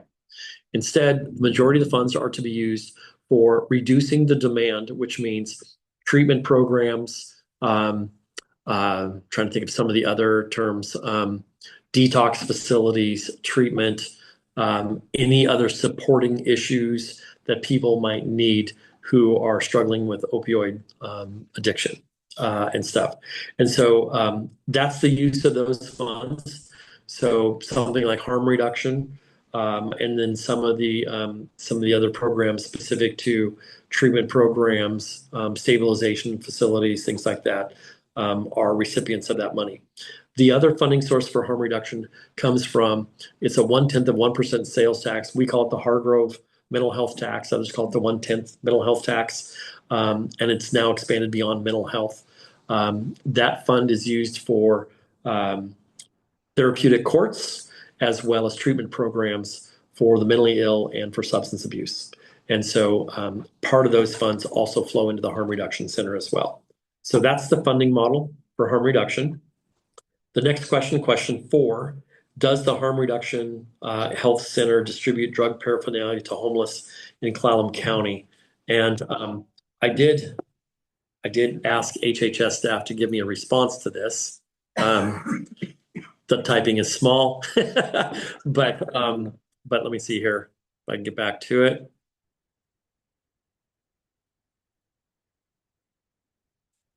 That's the goals. That's the next question. Okay, it says harm reduction. So they do operate a syringe service program. So it's an exchange program. It's not a one-for-one. They collect more than they disperse. It includes safe smoking supplies, because some of the drug use is moving away from syringes into smoking. And so evidently you can transmit communicable disease that way as well. So I guess you'd, for lack of a better term, smoking pipes, things like that. And it says consistent with state law and DOH guidelines. As part of these services, it also includes programs like Narcan, the naloxone. So that's a big piece of it, is Narcan distribution, fentanyl test strips, hygiene kits, wound care supplies, and then referrals to treatment and recovery services. And so it was, what are the equipment, I guess, paraphernalia that are giving out to homeless people that are coming through the Harm Reduction Center, and that's the list I got. Quick question, when you started that list, and especially the Narcan, did you say these are the things that are provided by the state? Because we did learn that naloxone is provided by the state, but nothing comes out of county revenue for that. And nothing comes out of the county general fund. What I don't know is if the state provides everything that we need, or if opioid settlement also is purchasing as well. That's what I don't know. I just know our general fund is not paying for it. So, and I know some of them, depending on who's distributing it, it's like the sheriff's office, like, well, my patrol deputies could use some of that in their cars as they're responding to cases. And it's like, oh, cannot be given to law enforcement, but can be put in a locker down at a transit center. And so sometimes there's strings attached on the regulatory side that may not make as much sense as we think that they do, but we live with it and we try to make it all work. Let's see here. The question 5, this is the third question under harm reduction, is what do you see as the benefits and downfalls of the county's harm reduction support program? And I am not sure that he specifically answered that. But I will say that the goal of the program is to do a few things. And so number one, it's to decrease, and I don't know that they're in this order, but one of the goals is to decrease overdose fatalities. And the idea is you're trying to get these people to a point that they're willing to enter into treatment. And so, are you going to give them another chance kind of deal? And so, so that's certainly through the Narcan access and distribution points and stuff like that. So that is one of the program goals. Another one is to reduce the transmission of infectious or communicable disease. We have had an uptick in HIV. We've had an uptick in Hep C. We've had an uptick in syphilis. And so some of those things, and I learn something new every day, is that some of these can be transmitted through the sharing of pipes. Didn't know that and stuff. And so that's one of the goals of the program, is to reduce the spread of infectious disease. Third goal is to connect individuals to treatment and recovery services, and then reduce emergency room visits so it doesn't stress the system. And then the other one is also to try to reduce the number of first responder calls and visits and stuff like that. So, and I would just say that, I've been asked about this before, and I've said, I think public policy is never static. It's always evolving. We always have to go back and say, are the goals that we thought were right last year the same goals? Are they the right goals this year? And so I think that's part of public policy, is always going back and saying, let's go back and review what we're doing. Is this still our target? And like under harm reduction, I think of harm reduction as an umbrella term.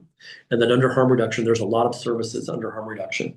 And so once we clearly state our goals, then the issue is, are we pursuing the strategies that will move the needle on reaching those goals? And I think that should be a continuous communication, dialogue, and a continuous evaluation process. So the goals that I just stated, those are the goals that I've heard expressed from the people that are running the program. I don't know if we've ever had a community dialogue that said, does the community agree that these are the most important goals? Are there other goals that should be thought about and incorporated? Are we missing the boat, or are we right on? And and I think that's worthy of a good community dialogue, and it's probably a difficult discussion, but that shouldn't shy us away from having it. I'm also one that says, if we're pursuing a strategy and our needle isn't moving on our goal, we should probably think about reducing and going to a different strategy to see if it does move the needle. Those kinds of things. Todd, Yes. I think they also give out condoms and the morning after pill. So for women who, that's a huge Right. savings in terms of money. Right. I do believe getting birth that kind of control. medical care. Yeah, I do believe birth control is part of it as well. Obviously, for those who have a substance abuse disorder, there's a, I don't know how to best phrase it, certainly high complications with being pregnant when you're drug addicted and the implications of what happens thereafter. The other thing that Kevin LaPiccolo said regarding this is, what do you see as the downfalls and stuff? He says, harm reduction is not a substitute for treatment. It's intended to be a public health bridge to treatment. And I think some people don't see it that way. They believe it is supposed to be, a direct path, that if this is supposed to be all about treatment. And I think people who are trying to figure out what the purpose of harm reduction is have a difference of opinion, and therefore come to a different conclusion about its effectiveness. All right. The next category is homeless. We have 4 questions under this category. Number 6, what support services does the county provide to mitigate the homeless crisis in our town? And so this one is a little bit more detailed. We actually have under the County Health and Human Services Department, we have a homelessness task force that we facilitate. That task force serves as an advisory board to the Board of County Commissioners. Our efforts are funded through a local document recording fee that's designated under state law to be used for homelessness purposes. And the main purpose and goals of the task force are, first, planning the expenditure of the available funding based on the goals set in recognition of the community needs. It's to advise the Board of County Commissioners on various issues of concern to people experiencing or at risk of experiencing homelessness. They provide an oversight role, regarding the work addressing homelessness issues in Clallam County, and they also assist in providing oversight. So they make recommendations about how these funds should be allocated to the various programs operating in our region. They also help us evaluate whether those programs are being effective. And so some of those funds go to shelter housing. Some of it goes to trying to stabilize people so they don't lose their home and become homeless, And so there's a variety of uses for those funds, and this task force provides input and recommendation of how those funds should be dispersed in the community. Question number 7, once upon a time, there was talk of a managed homeless encampment being considered on property in the county. What happened to that idea? I don't know the time period of which the questioner is speaking. So I don't know if there was something going on before I got here. I would say that in the time I've been here, there has been a conversation about trying to provide a place for people who are living in their cars, a safe place. Saying, okay, we may not have shelter beds, we may not have subsidizing housing available, but they're living in their cars. Can we make that a safer? Can we make that option safe until they're able to transition? So we did have a church come forward and basically propose or make a request for funding to convert one of their parking lots into a homeless parking shelter. I think they're still trying to work on getting everything in place, so it hasn't started yet. But they would have somebody on site that would be kind of a liaison, I guess, to services. My understanding is there'd be porta potties. I don't know if they would open the building during the day for showers or anything else. But the idea was, a lot of people that are just parking independently somewhere in some little niche in the county in their car. Can we try to make that a safer endeavor, considering that oftentimes these are domestic violence victims who have children who are living in their cars? And so how do we make that safe? So it's just one that I think the church that received the funding they received the award. They've not received any funding yet. They will receive funding once they open their door and start meeting their goals. If there was another concept that was floated about some sort of homeless encampment, I'm not aware of it. Well, people talked about the fairgrounds years ago because there used to be a real campground there. And Okay. so, and they let people into one of those buildings, like I think it was the building, that's the 4-H building. Okay. Which has showers and toilets and all Okay. that stuff, hot water. I And wasn't aware of that. I think it even has places that. You might have to repeat that, so. Okay, sure. The question was that years ago, there was a concept about utilizing the fairgrounds. I don't know if that was related to COVID or if it's not related to COVID. Okay, way before COVID, about using the fairgrounds, because some of the buildings have showers and restroom facilities and things like And a that. gate, that was important that, there'd be a curfew and just as they close up the gate when the fair is going on, they Okay. close it up to keep people safe after 11 o'clock or So whatever. concept of a curfew, gates would close if you're not in by the curfew. I've not heard that concept, so I have no idea. 34 years ago. I would have to do some asking and see if anybody has some insights they could provide to me, but I'm not aware of that one. So, okay. What is the current rule regarding recreational vehicles being used as primary domiciles in the county? And so I know this is, and the question number 9 is related, I think, is what is the status of the ban on living in RVs in the county? And so I know Bruce Emery, our DCD director, is heavily involved in trying to update the county ordinances with regard to a lot of different things. And right now, a lot of things that are in practice under our current code are not allowed. And so we know the current code needs to be updated. I think some people would like to update it and be allowed to do things that the Growth Management Act, the state law I referred to earlier, wouldn't allow. And so we're trying to find that balance. But here's the note that Bruce forwarded to me with regard to question number 8, which was what's the current rule? And he says, there is no current regulation that restricts a vacant property from the placement and occupancy of one RV. If the property already has a home, an RV can be occupied for no more than 90 consecutive days without violating the county's ADU standards.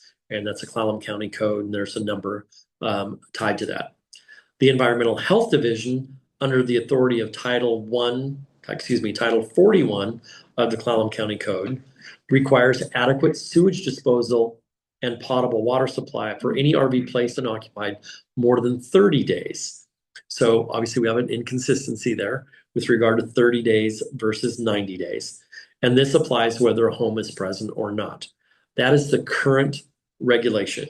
And we recognize that there's a lot of people that are out of compliance. And I think the issue is we're not trying to force people to become homeless and out of things that are working. So what can we do? So that rolls into question number 9 is what is the status of the ban on living in RVs in the county? The ban remains in the form of the above mentioned 90-day occupancy limit when a home is present, and the requirements for sewage disposal and water supply for occupancies longer than 30 days. In this regard, the current code is inconsistent and in need of clarification. Note that the current code does limit properties to no more than one RV unless located within an approved or vested RV park. So for the people that said, I want 2, again, we have another county code that says anything 2 or more is a park, and that requires you to get a conditional use permit. So there's a lot of things in the existing code that people would like to see modified. We're going to have to figure out if we want to modify, can we modify and still be in conformance with state law? That will be the trick, because having sit through a few of these hearings, there are people that say, it's my property, I'm going to do whatever I want. It's like, that is not what the state law says.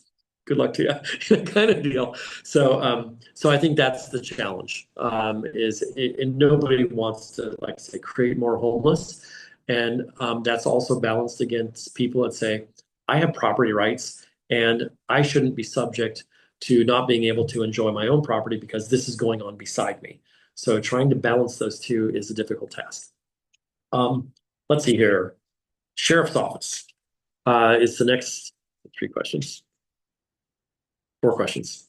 Question number 10. The legislature is considering a bill to require stricter guidelines for county sheriffs. Sheriff King opposes the bill. Does Clallam County currently require the background checks and psychological exams for any candidate running for sheriff? If not, why not? I would say, short answer is no. Clallam County, nor any county that I'm aware of, requires a background check or psychological exam to be sheriff. It's an elected position.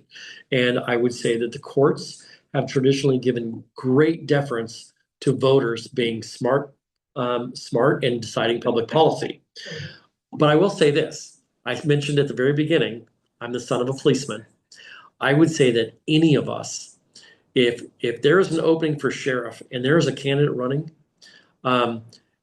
typically almost every sheriff that I can think of, I can't think of a sheriff that doesn't meet this, has been a commissioned officer in the police in the state of Washington. And if they've been a commissioned officer, they have gone through a background check and they've gone through a psychological exam. Those are required in the state of Washington to be a law enforcement officer. Washington state has reciprocal agreements with many other states that says your standards have to be substantially equivalent to ours before we'll allow a commissioned officer from one state to come into ours. And so I would say this as a fellow voter and son of a policeman is we should scratch our heads and really take a close look at anybody running for sheriff who's not been a commissioned officer and asking what is their credentials? What is their background? And it might happen rarely. I know there's a former gubernatorial candidate that one county just loved and said, we should make him our sheriff. And it's like no background kind of deal. And but that's the thing that I would say is no, we don't currently have a requirement. Like I said, the courts have typically said we give a lot of faith to voters to be smarter than some people want to give them credit for, even though sometimes we as voters look at election results and go, how did that happen?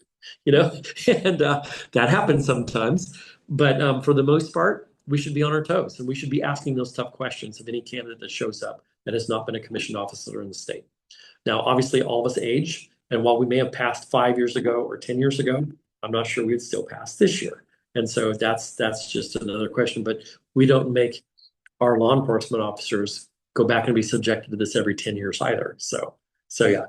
The next question 11, do deputies in the sheriff's office have to undergo background checks and psychological exams as part of their hiring process? Absolutely, they do. Absolutely. Not just road deputies, but also correction officers, our juvenile correction officers as well, all have to go through that background process. What about family court commissioners? Yes, they do. They go through a background process. They don't go through the psychological, but they go through a background process. In fact, every county employee goes through some form of background check. It's elevated as you're in law enforcement positions. FBI fingerprinting and a watch or what? It is. They do a search to a national database, crime You might have database. to tell the folks on Zoom. that The question is, you you know, what tools do they look at? You know, is it FBI fingerprinting and all that?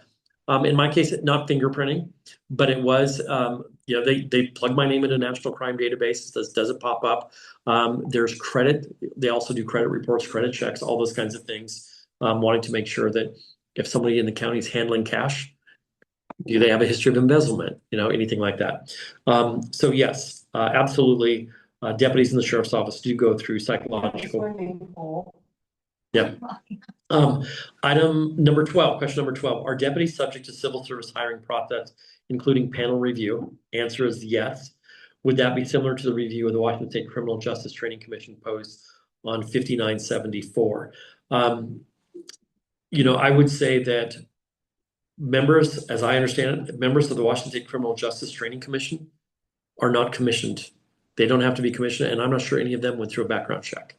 And so I think that's the criticism this law is getting, is you've got people who never went through a background check who are supposedly have the ability to determine whether somebody else going through a background check is credible or not. I know the sheriff has referenced a different bill that I think is being proposed by the Washington State Sheriff's Association. And basically it would say that if the Washington State Criminal Justice Training Commission believes that a sheriff is not living up to expectations, that instead of just stripping them of all power, that it would be kind of like a recall petition, that person would then go on the ballot and the voters of that county could then decide whether to strip that person of their title or continue them.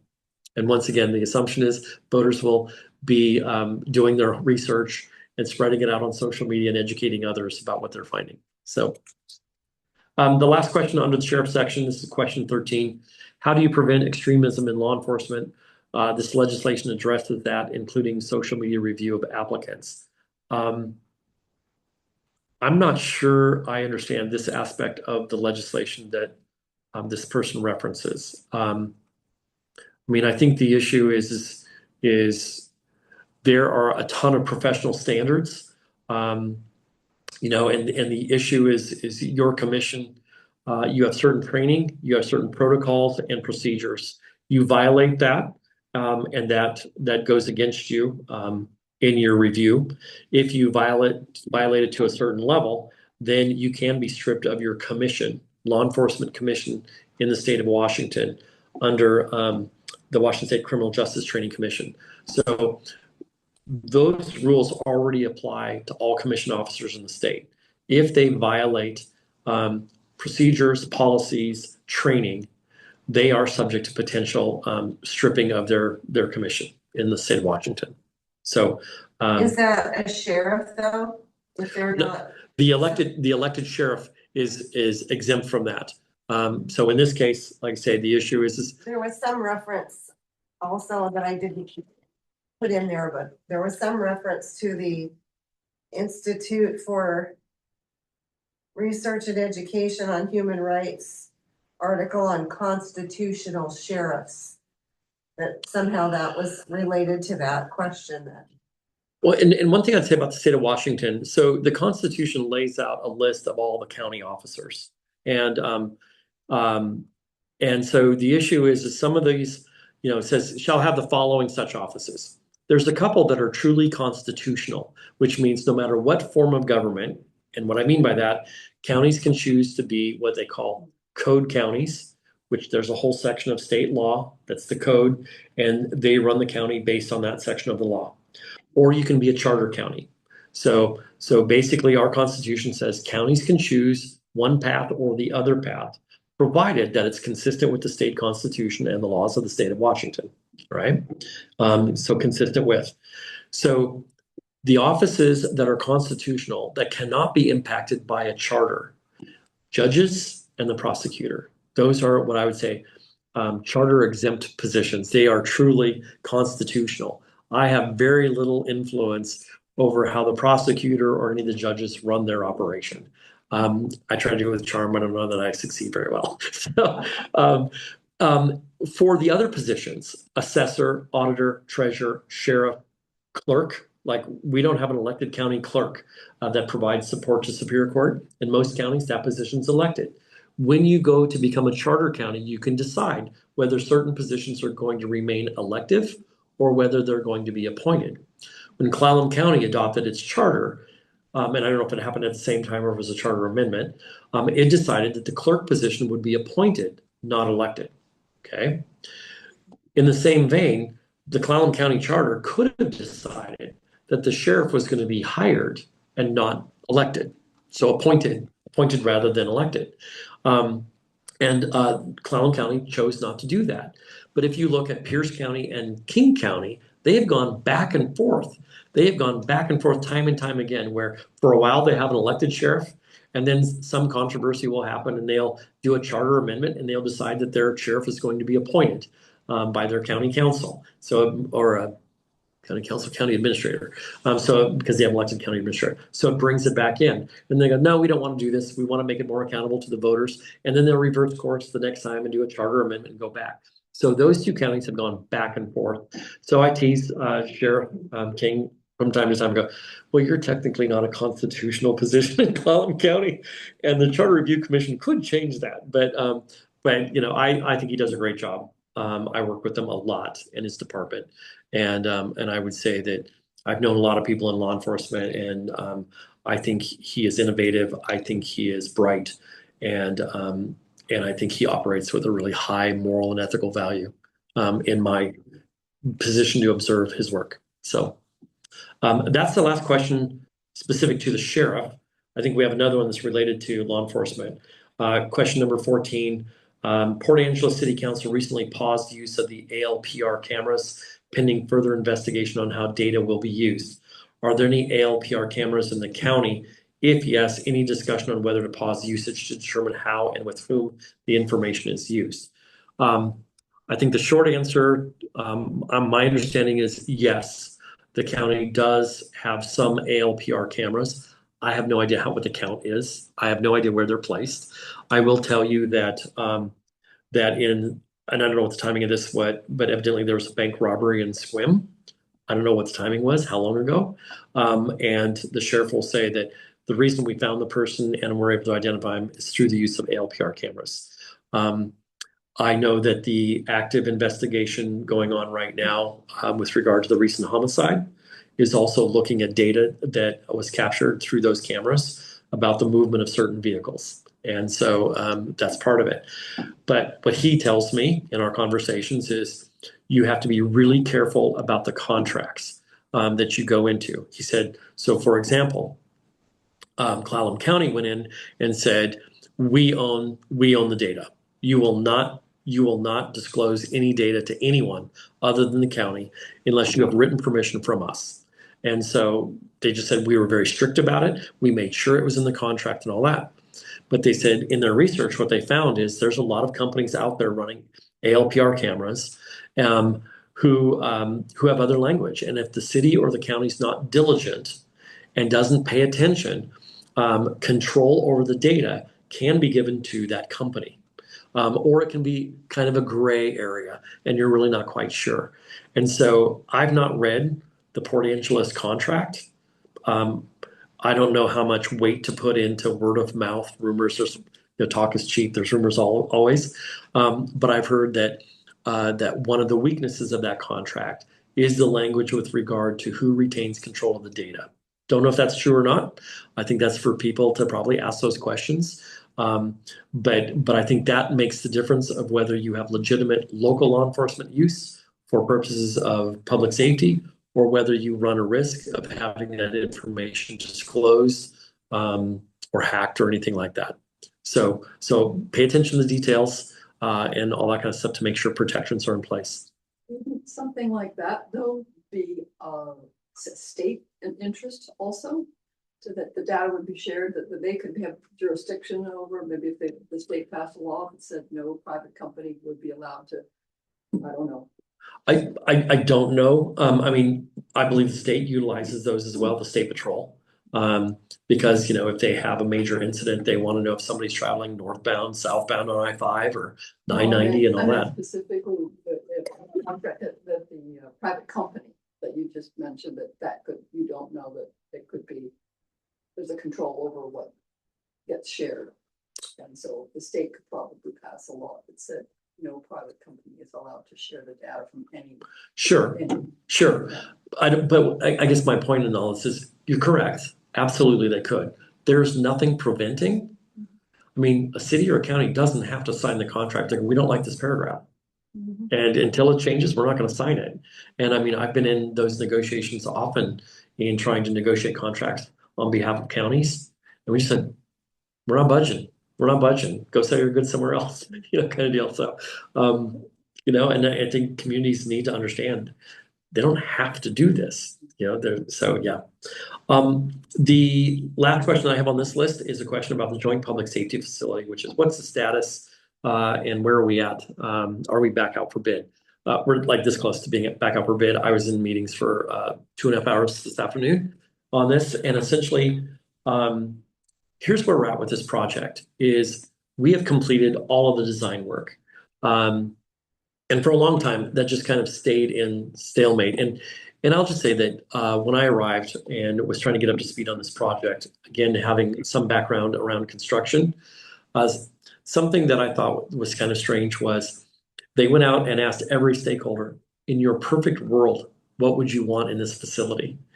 To me, this is like giving your kid the Toys R Us catalog and say, I'll be back in a week to ask you what you want for Christmas. And they come up with ideas they would have never thought of on their own. And so it became kind of this Christmas tree effect. And so this project grew and grew and grew compared to how it was originally conceived. And so this was always assumed to be, I think, 7 to 8 million, and then it went to like 12 million. It was stuck at 12 million assumption for a long time. It's like, well, maybe it's 17. When the design came back in, it's like, okay, well, we took all of your ideas and we're coming back with a 30% design. Guess what, folks? It's almost $31 million.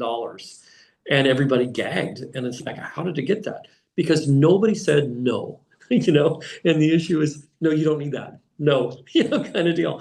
And there was just no restraint. And so in August of 2024, we said, this isn't happening. You need to go back to the drawing board. And so the direction given by the Board of County Commissioners and the Port Angeles City Council was, you need to go back and re-envision this at an approximate $20 million project. It's always tough to shave off more than 30% of a project and still maintain its functionality. But we went back and we were able to scale it back to about 21.8 million. So call it 22 million is what we were able to bring it down to. So that was last January that we were there. We were at about, and so we proceeded to go 30% design.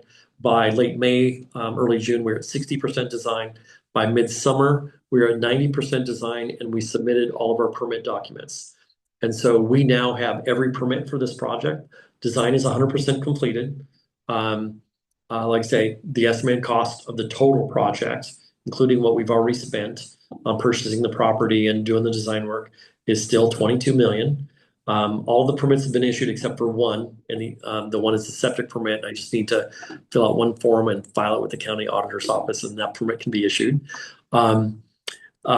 We have, beyond that, we have 2 contracts. So we have approval from both the city council and the board to approve the budget, including their commitments of the funding. So that's all been approved. They've given authority to myself and the director of utilities and public works for the city to move forward. We are going out for bid for 2 activities. One is project management, and the other one is as a general contractor. All right. And so we got bids back on project management. We have sent our letter of intent to award. Was on the phone with them today. I think we're executing that contract tomorrow.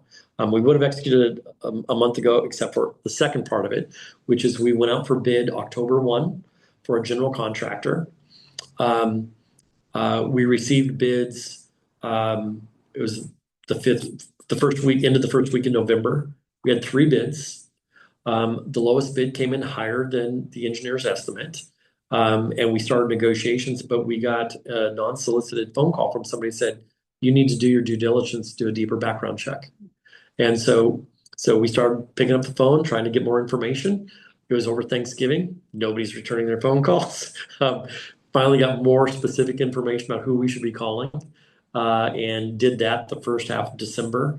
Again, no answer, but we couldn't corroborate the person that called us and said, you should be concerned with your low bidder. Couldn't corroborate it at all. So we moved forward. So now we're negotiating the contract. The rates are all guaranteed for 60 days. On day 61, the electrical contractor came and said, and they're a subcontractor, and said, we're not doing it. We're pulling all of our numbers unless you give us another $750,000. And so the general contractor called us and said, hey, look, this is the situation we're in. It's like, all right, well, we're going to have to go to number 2. So we looked at number 2, and it was substantially more money. Number 2 used the same electrical contractor.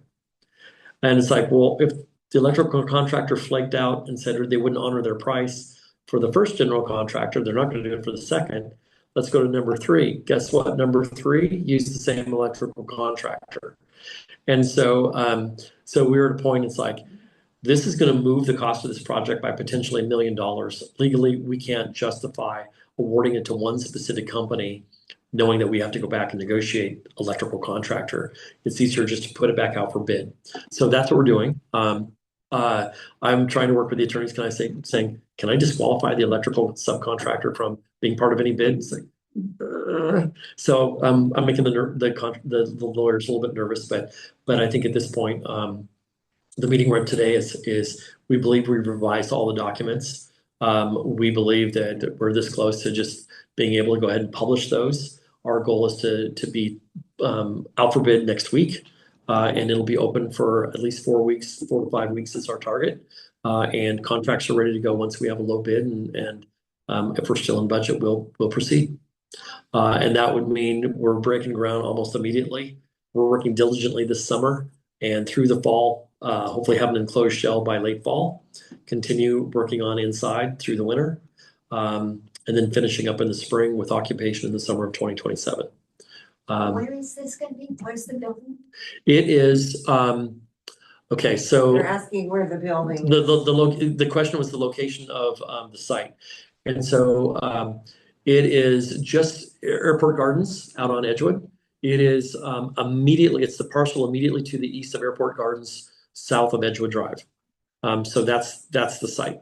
And we've already purchased that site, and so we own that free and clear. So I think and like I said, we've gone through all the SEPA review, got our NEPA determination. We have to refresh our archaeological stuff. That was all done, but that is only good for 3 years. And so we have to go back and refresh it. Luckily, Tribal Response and the Department of Archaeological, the state office has already reviewed it. So we just have to remind them, oh, by the way, you already reviewed this. We just need you to update your signature. so hopefully it's just a minor process that we'll get through quickly. So that's the status of that project. And I put in the chat if anyone had questions online, and David said his questions were in the written questions. Okay. Anyone else or any questions? Yes. No, go ahead, Vicki. Yeah. Just a quick explanation where this is coming from. I know I was coming to hear you, Okay. and thanks for all that information. Sure.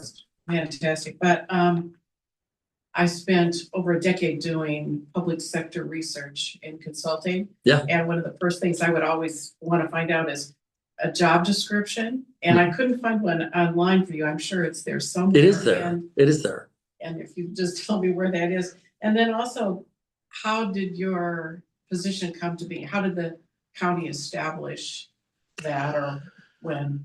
So the questions that have been getting, it's about my position is the person asking the question in the room said, how do I find a copy of your job description? And yes, that is public information.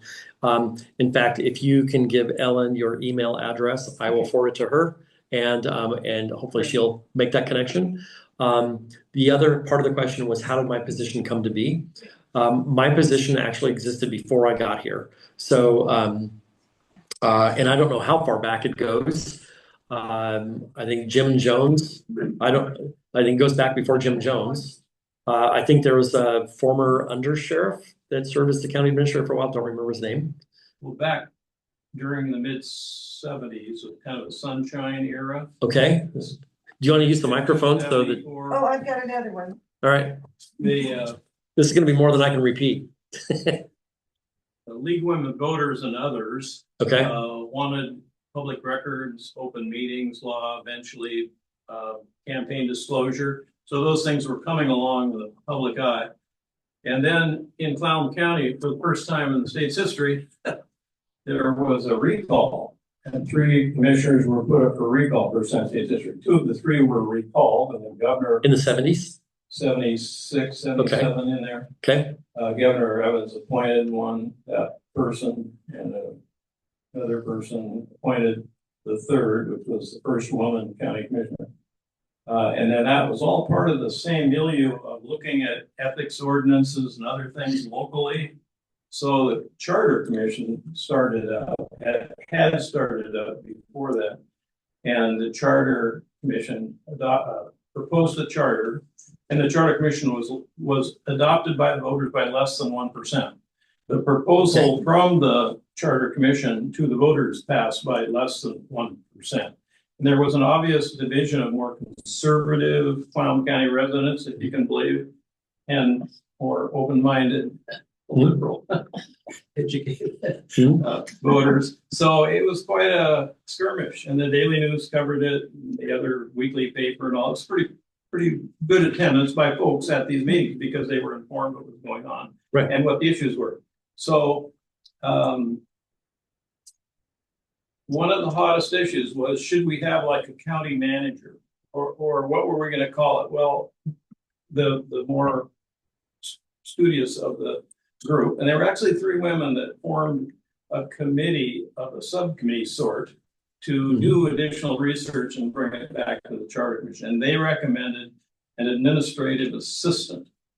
After the discussion of the commission, they didn't want a county administrator or county manager. They thought the commissioners, 3 commissioners at the population should keep, commissioners can run the county. Part of the recall showed that some of the commissioners were representing the same thing decade after decade. A retired, maybe realtor from Port Angeles, a retired, I'm just generalizing, farmer from the East End and a logger from the West End. All guys prior to this recall. So the voters decided to adopt it, and there was this new Some at home can't hear you, Mike. The voters adopted the charter with the new form, and along came the state law for open public meetings, public records, and eventually campaign stuff. So it was a whole change. But in answer to the question, generally the discussion was our commissioners with the current population at that time really should be able to handle the business. They don't need to hire another person to tell them what to do. That was the argument. Well, some of the commissioners and others were saying it's not really to tell you what to do. Well, then only call it a county administrator or administrative assistant. Don't get management mixed in, not the 3 elected commissioners. But the recall was quite a climatic discussion. So the charter come before or after the recall? The recall came during the charter review. Okay. And there were things, for instance, probably one of the biggest issues that can ring a bell with anybody was there was a movement by the commissioners to change the county seat. The largest contractor in the county had purchased 40 acres up on Campbell Avenue. And 2 of the commissioners were going along with an idea to close the courthouse, put it up there. And of course, the contractor knew he would be selling real estate to title offices, lawyers, cafes. It was quite a deal. And there was a phone call one time in the old courthouse. The men's room is toward the south, and there used to be a telephone on that wall. And one of the commissioners went out, called a little recess in the meeting, went out and made a call. And somebody heard, gee, Jack, yeah, we should do that. I'll tell so-and-so, another commissioner, make a motion and I'll second it and we'll move this thing. So it happened, but DJ Calkins, who was an independent logger from Forks, kept fighting it publicly, including in the paper.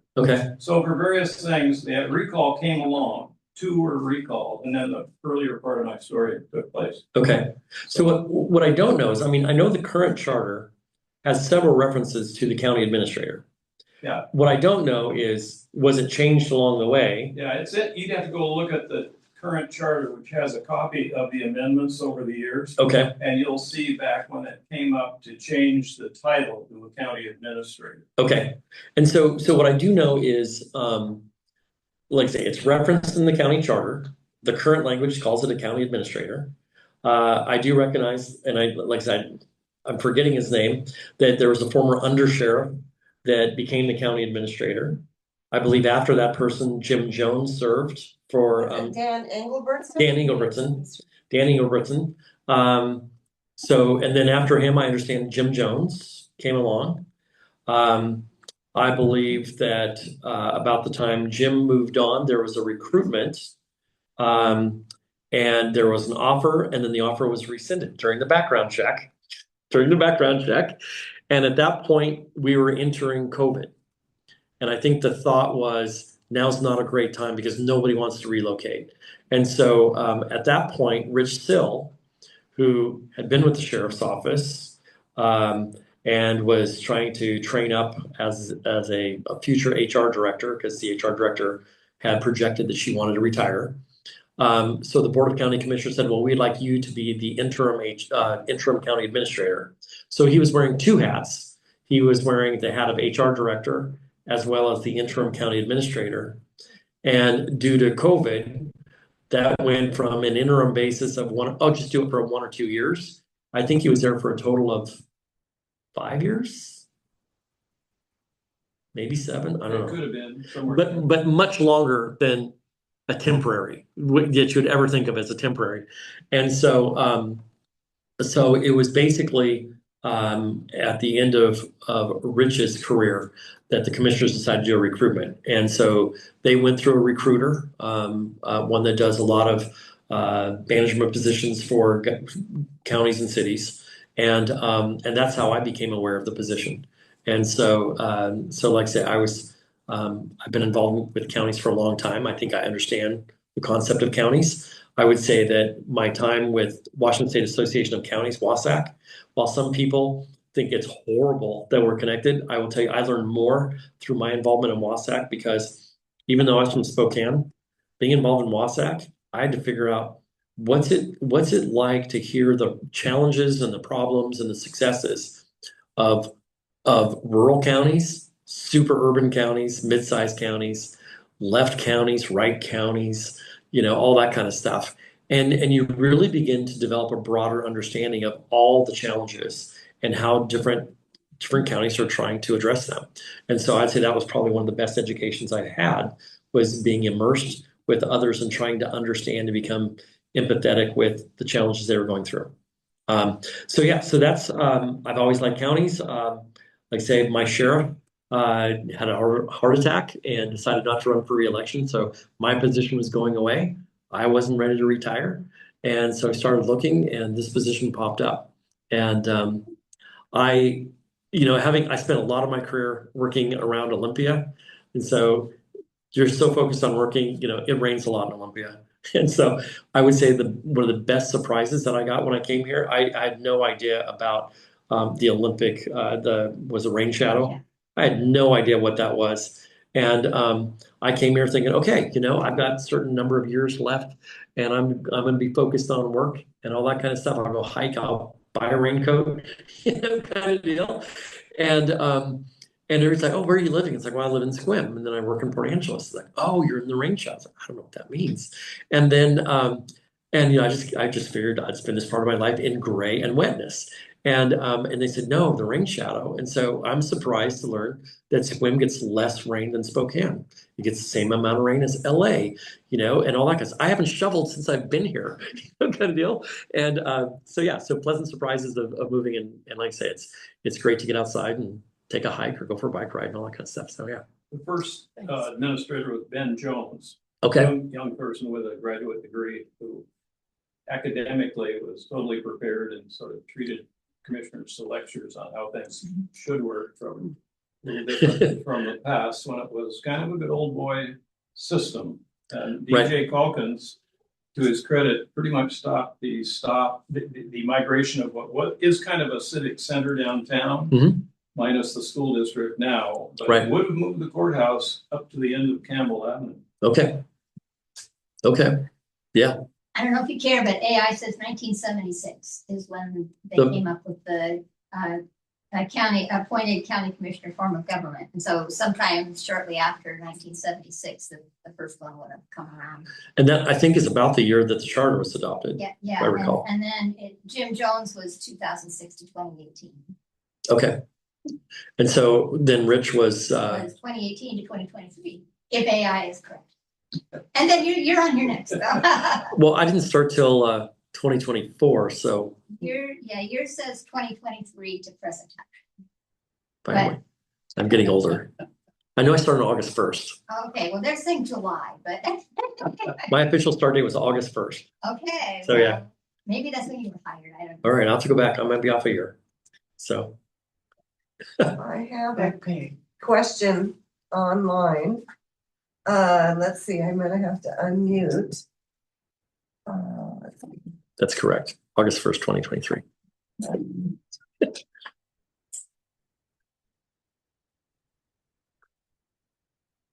Can you, go Ellen? ahead.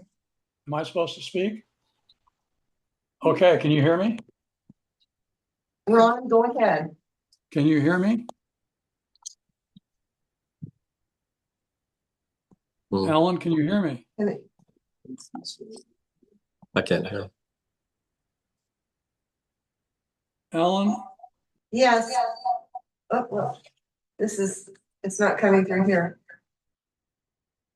Huh. Mine just shows muted. Second. I mean, I can, Go ahead, Ron.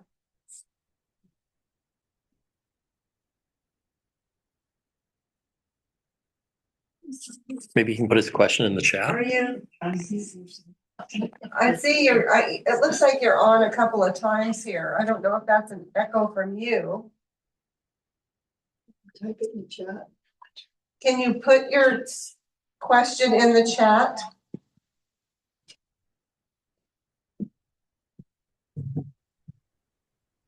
Ron, can you put your question in the chat or go ahead and I'll repeat it?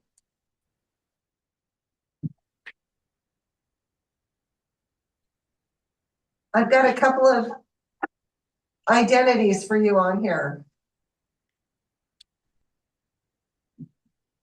Oh, I'm getting a message saying, Todd, do you know the tribe has 270 reservation acres in Collin County?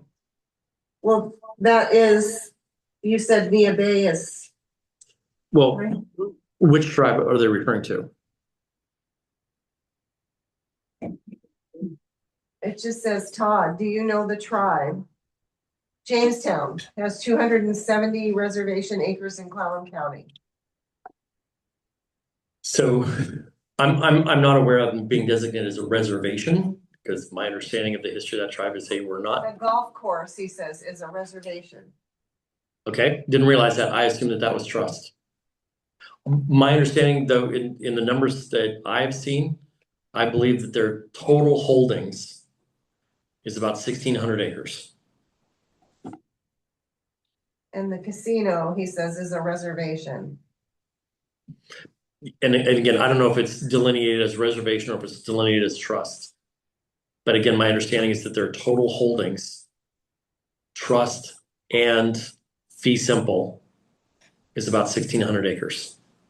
And I've not seen any evidence that would show me anything different than that. Total acreage. 1,600. Includes fee simple. And trust. By 1971. My understanding is that some of the commercial properties that they own in, I'm gonna say downtown Swim, are fee simple.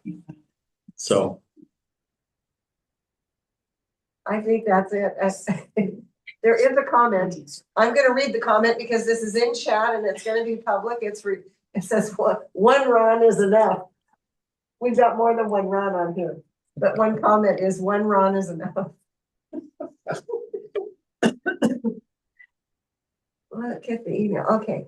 I can't look at email right now, Ron, but if it's something that I can send out to everyone that's not another separate presentation, I'll do that. So I guess, you know, it's 8:20. I think we've covered a lot and this is recorded, so we will be glad to put it up on the website or it'll go through YouTube, and I can send out the copies of the questions and the copy of the state report on the tribal land that is quite outdated, but. right. And I don't know, those numbers have moved a lot. Like I say, this was what Ellen's referring to is the legislature commissioned a study in 1999. It wasn't completed until 2001. And the study was supposed to do an inventory of public and tribal lands in Washington state, broken down by county. And so that's what she's referring to.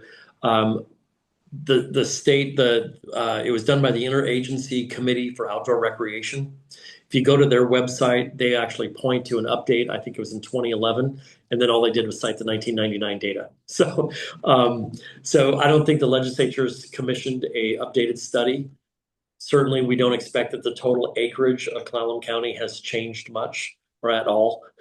Land is kind of finite.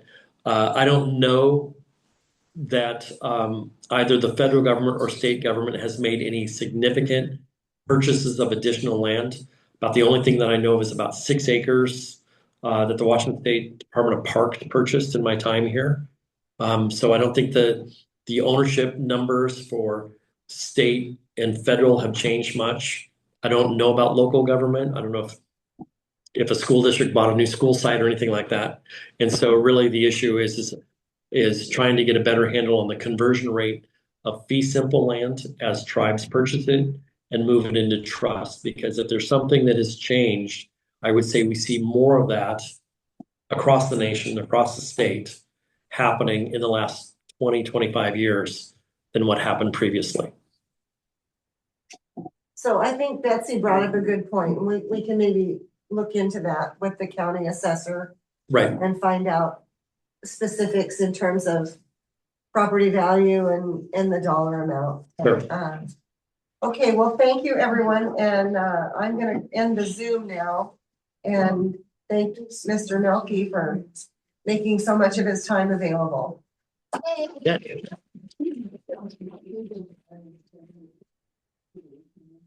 If there's Now that she shut off, you know, I heard this from some elders in Jamestown, that you mentioned swims, but I don't know whether this is true or not. Right. But they told me that the tribe is